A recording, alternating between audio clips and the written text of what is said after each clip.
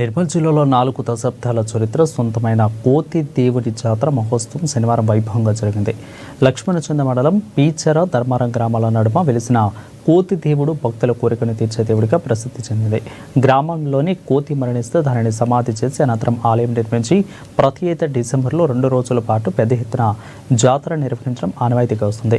ఇక ఈ జాతరకు చుట్టుపక్కల గ్రామాల నుంచే కాకుండా సమీప జిల్లాలైన నిజామాబాద్, ఆదిలాబాద్, కరీంనగర్, మంచిర్యాల, మహారాష్ట్రలోని ముంబైతో పాటు వివిధ ప్రాంతాల నుంచి భక్తులు అధిక సంఖ్యలో తరలివచ్చి మొక్కులు తీర్చెల్లించుకుంటున్నారు.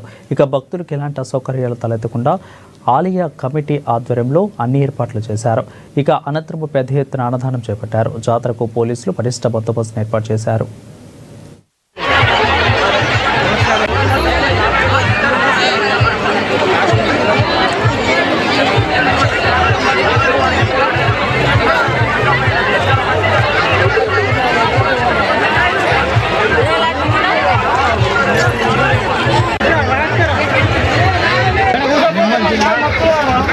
లక్ష్మణచంద మండలం ధర్మారం గ్రామంలో ప్రతి సంవత్సరం డిసెంబర్ 19 కోతిదేవుని జాతర మహోత్సవం నిర్వహించడం కోతిదేవుని జాతర ఉండేది.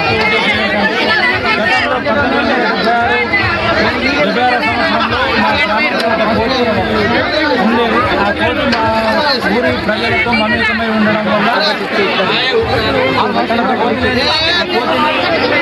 తర్వాత కోటి జనాన్ని విశ్వించడం వల్ల కోటి సంఖ్య పాటిపెట్టడం జరిగింది. కొన్ని రోజుల తర్వాత ఆ కోతులను వెళుతూ మా గ్రామంలో కనిపించడం వల్ల అదేవిధంగా ఆ కోతి ఒక హనుమంతుడి స్వరూపం ఉంటుంది. మా గ్రామస్తులకు ఆ కోతులను వెళ్తూ వల్ల ఆ కోతి పెద్ద మనుషులకు పొలంలో వచ్చి నాకు గుడి కట్టించండి